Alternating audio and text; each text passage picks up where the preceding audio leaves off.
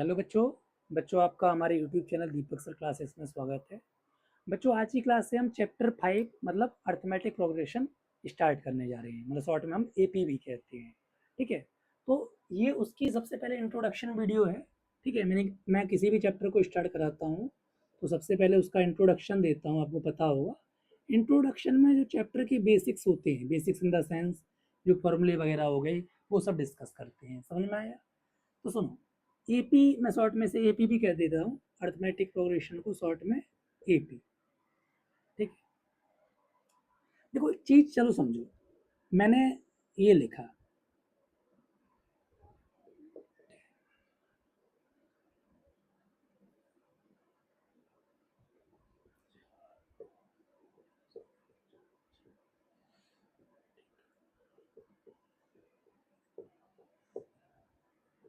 इनको देखो पहले यार।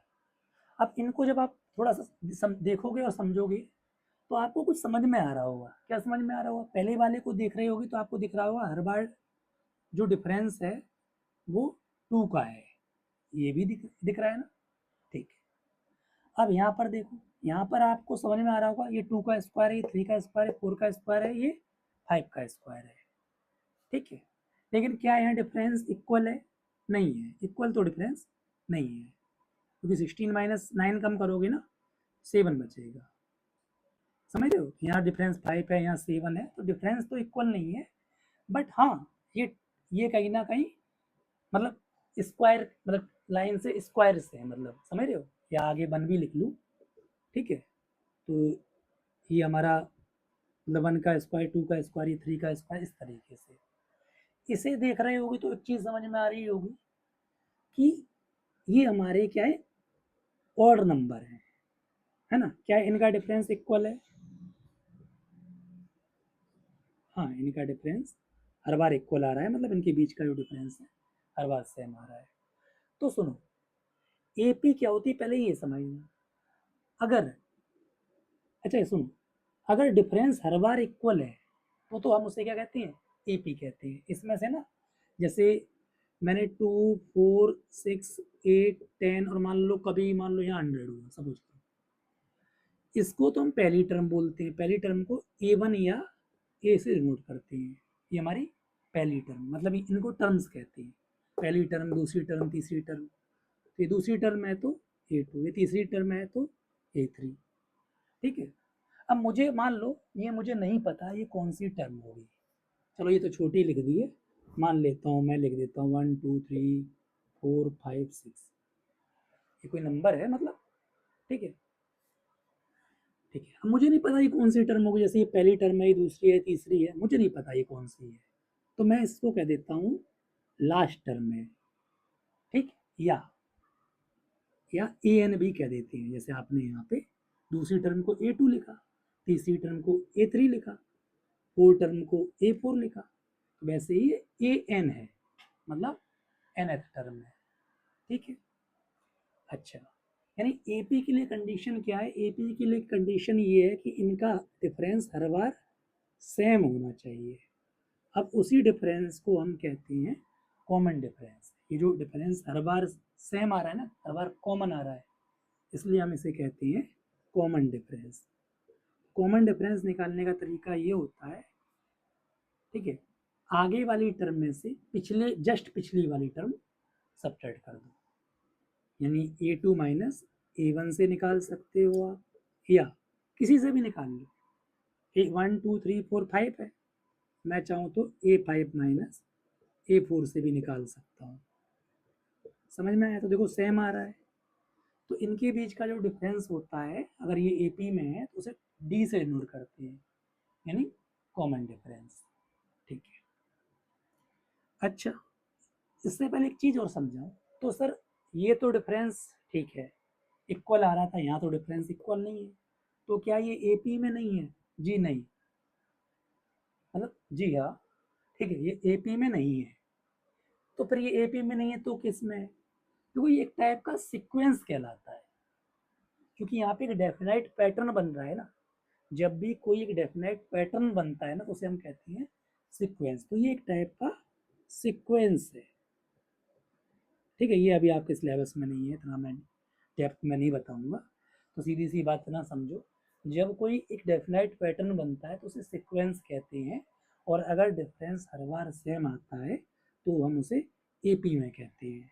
ठीक है।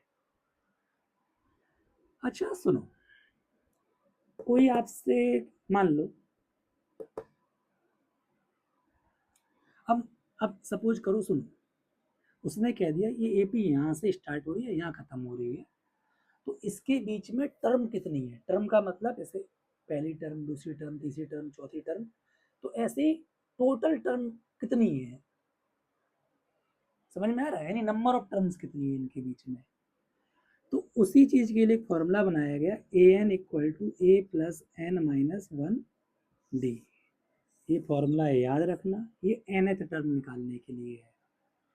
मतलब सीधी सी बात, आपको कोई एक चीज नहीं पता होगी, बाकी सारी चीजें पता होगी।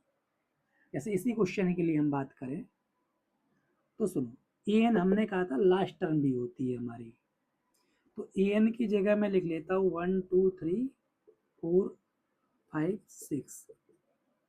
ए हमारी पहली टर्म है तो ए हमारी 2 हो गई, एन तो नहीं पता है, डी हमारा 2 है। देखो मैंने ये रैंडमली लिया है लास्ट वाला नंबर, ठीक है, तो हो सकता है एन की वैल्यू पॉजिटिव आए या मे बी डेसिमल में भी आ सकती है, पर ध्यान रखना एन जो होता है ना, एन मतलब number of terms, N can not be in negative and in decimal.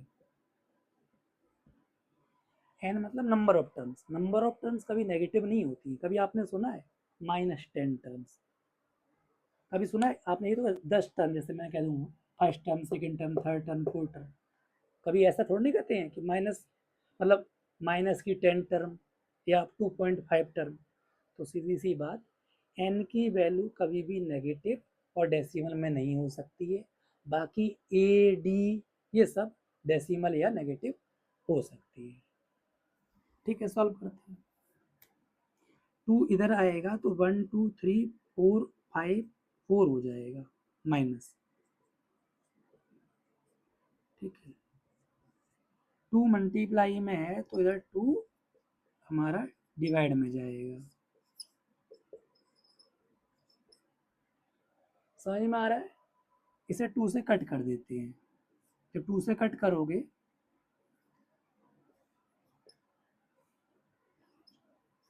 ये आया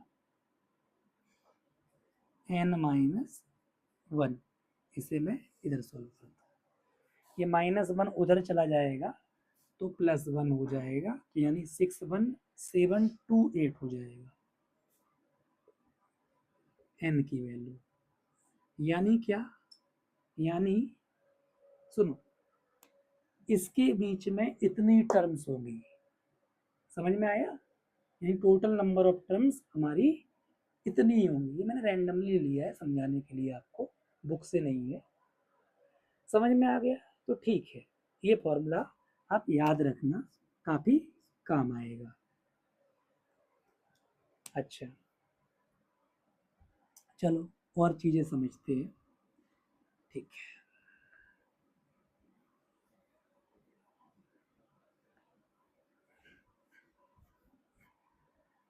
अच्छा कई बार क्या कह देता है, सुनो, अच्छा सुनो, और चीजें भी आपको समझाऊंगा अभी।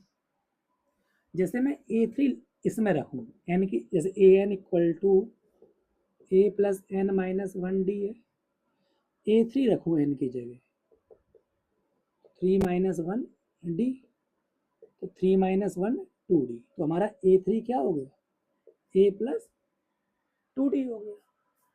ऐसे ही आप A5 रखोगे तो एन की जगह 5 माइनस 1 तो 4 डी हो जाएगा, तो A5 ए प्लस 4 डी हो जाएगा। तो ये चीज़ समझ में, ये चीज़ याद रखना, यानी A6 जो होगा एक कम कर देना है डी में, A6 ए प्लस 5 डी।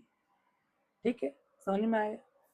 ठीक है, जैसे ये इसी एपी की बात करूं, अगर इसी एपी में आपसे कह दे कि मुझे 138 टर्म निकाल के दिखाओ कि 138 टर्म क्या होगी, ठीक है, ध्यान सुनो, इसी AP की 138 टर्म क्या हो। तो मैंने अभी कहा था कि 130 जैसे A3 को A+2D लिखा है, तो 138 को A+137D लिखो। ठीक, ए हमारी 2 है, 137 इंटू डी, डी भी आपने निकाला था, 2 इंटू ये करोगे 276, यानी A138 हमारी 276 होगी। समझ में आया। तो इस तरीके से ये फॉर्मूला काम आएगा आपके। ठीक है, अच्छा, ये भी कॉन्सेप्ट समझ में आया कि भाई हम अगर A10 की बात करेंगे तो A10 A+9D होगी। ठीक है, अच्छा, अब एक चीज और है, वो समझो। वो क्या है, कई बार ये कह देता है कि आप मुझे पीछे से कोई सी भी टर्म निकाल के दिखाओ। जैसे मैं इसी में कह दूं, इसी क्वेश्चन में find 16th term from last. ठीक, ये मैं लिख देता हूं इधर, बाकी नहीं लिख रहा हूं, समझ गए ना, वो तो एक ही बात है। यानी लास्ट का मतलब पीछे से आपको 16 टर्म निकालनी है। तो देखो यहाँ दो मेथड है। एक मेथड क्या है, पहला मेथड, आप AP को उल्टा कर दो। उल्टा मतलब जब लास्ट से निकालना है, तो जब लास्ट से निकालोगे तो ये आपकी पहली टर्म कहलाएगी। समझ में आया। तो AP को आप रिवर्स कर दो, यानी जो लास्ट टर्म थी उसे पहली बना दो और पहली वाली को लास्ट बना दो। समझ में आई बात। एक तरीका तो ये, अब डायरेक्ट आप अब रख सकते हो, यानी A16 निकालना है तो A+15D। समझ में आया। ए क्या है हमारा, 1 2 3 4 5 6 प्लस 15 इंटू डी कितना है। अब सुनो, जब ये सीधी AP थी, मतलब नॉर्मल AP थी, तब +2 आ रहा था डी। अब देखो -2 आएगा, 2 माइनस। समझ में आएगा।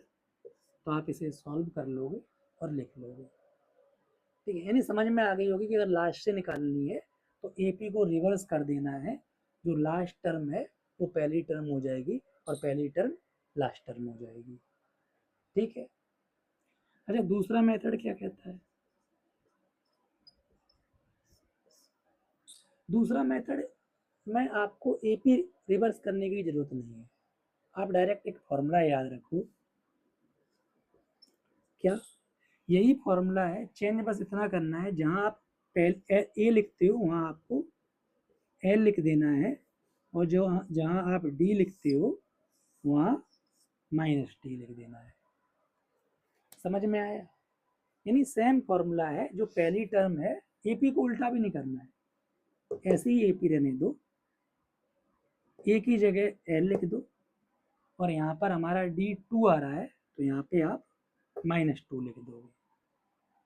समझ में आया। कुछ चेंज नहीं करना है AP में, बस थोड़ा सा फॉर्मूले में चेंज कर देना है। A को L लिख दो और D को -D लिख दो, यानी L की वैल्यू ये होगी। ठीक है, और D की वैल्यू 2 है तो यहाँ -2 होगा। समझ में आया। ठीक है, अच्छा, तो ठीक है, अभी आगे बात करते हैं।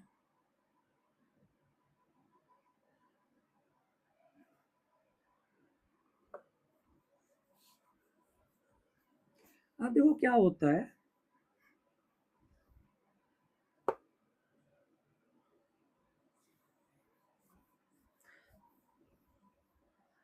एक सम वाला भी फॉर्मूला होता है। जैसे ठीक है, अभी आपने 11th टर्म 12th टर्म इस टाइप की चीज़ें देखी, निकालना सीखा, यानी या नंबर ऑफ टर्म्स निकालना सीखा। जैसे वो आपसे कह दे find the sum of terms,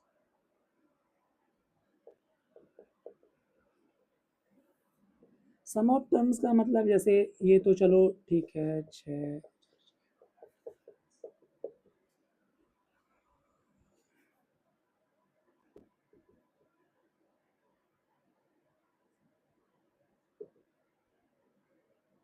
देखो 2 टर्म का सम निकालना आसान है, आप ऐसे ऐड कर लोगे, ये पहली टर्म हो गई, ये दूसरी 6 हो गया। 3 का भी ए पी की, अगर ए पी में दी गई है 2-3 टर्म का सम निकालना तो आसान है। अगर वो आपसे कह दे कि 34 टर्म्स का सम निकालो, तो आप ऐसे थोड़ी नहीं करोगे कि ऐसे ऐड करते जा रहे हो, 2 + 4 6 6 6 12 12 8 20, ऐसे करोगे तो सम हो जाएगी। समझ में आया? अब इसी चीज के लिए फॉर्मूला बनाया गया, समझना। फॉर्मूला क्या है? S n is equal to n by two 2a plus N minus 1 d. समझो, सुनो, एन क्या है? नंबर ऑफ टर्म्स, आपको जितनी टर्म का सम निकालना है, यानी एन की वैल्यू 30। ए फर्स्ट टर्म है और डी कॉमन डिफरेंस है, ठीक है। अब मैं इसी को करके भी दिखा देता हूँ, ठीक है। सुनो, सबसे पहले ए 2 हो गया, डी 4 माइनस 2 यानी 2 हो गया, ऐसे डी निकाल लोगे। अगर ये ए पी में दिया गया है ना, टर्म्स ऑफ,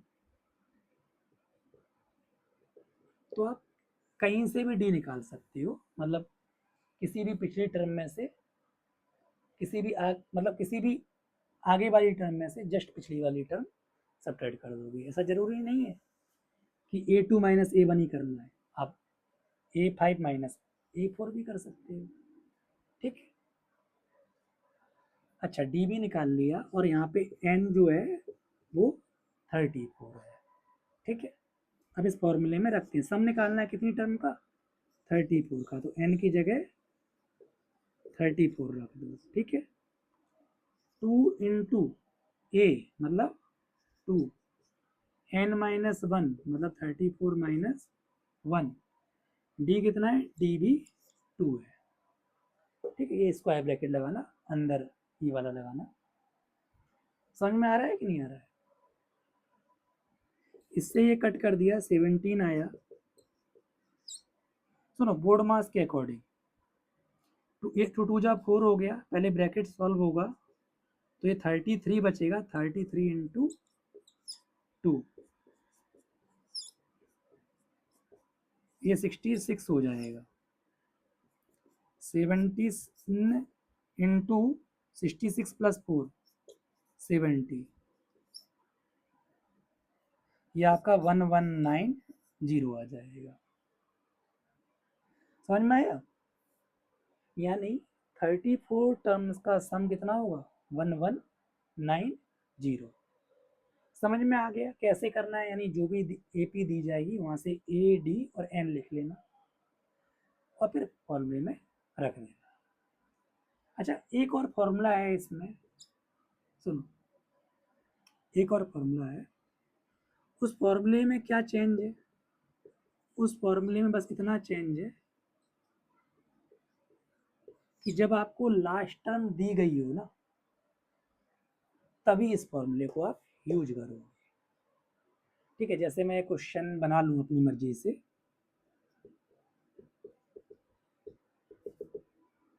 मान लो ये 110 है, आपको सम निकालना है, ठीक है। मान लो, और मैंने ये भी कह दिया यहाँ से यहाँ तक नंबर ऑफ टर्म्स जो है वो हमारी, मान लो सपोज करो 84 है, A3 है और D हो जाएगा 5 माइनस 3 2, ठीक। अब इस फॉर्मूले को आप लगा सकते हो, वजह क्या है? n की वैल्यू 84 है क्योंकि आपको लास्ट टर्म पता है, यानी n/2 bracket a plus an या l। जब लास्ट टर्म पता होगी तब आप इस वाले फॉर्मूले को यूज करना। ये मैंने माना है n की नंबर ऑफ टर्म इतनी ही है, पता नहीं इतनी हो या ना हो, आपको समझाने के लिए। an की वैल्यू an की वैल्यू an मतलब लास्ट टर्म, ठीक है। इससे काटोगे 42,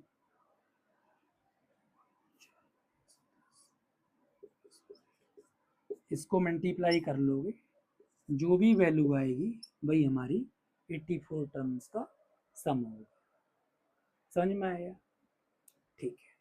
देखो मेन समझाने का मतलब समझो, ये फॉर्मूला कब यूज करना है। देखो ये वाला फॉर्मूला तभी यूज करना जब आपको लास्ट टर्म पता हो। अच्छा, आप कहोगे सर मुझे आपको एन कैसे पता चलेगा अगर आप जब तरीके से करोगे। अरे भाई, हम ए एन वाला फॉर्मूला यूज कर लेंगे। ए एन पता है, A N equal to A plus N minus 1 D होता है, ये होता है ना। ए एन पता है, हाँ पता है। ए पता है, पता है। डी भी निकाल ही लोगे यहाँ से, तो फिर एन नहीं निकाल लोगे। समझ गए? तो वहां से एन निकाल लेना है। तो इस फॉर्मूले का तभी यूज करना जब लास्ट टर्म पता हो। अदरवाइज बाई चांस आपने इस फॉर्मूले को यूज कर लिया, कोई प्रॉब्लम नहीं है, आंसर तब भी आ जाएगी। लेकिन थोड़ा सा कैलकुलेशन बड़ी होगी अगर जब लास्ट टर्म दी गई हो और आप इस फॉर्मूले को यूज करो। ठीक है, चलो देख लो, समझ लो। ठीक है, फिर मिलते हैं हम नेक्स्ट क्लास में।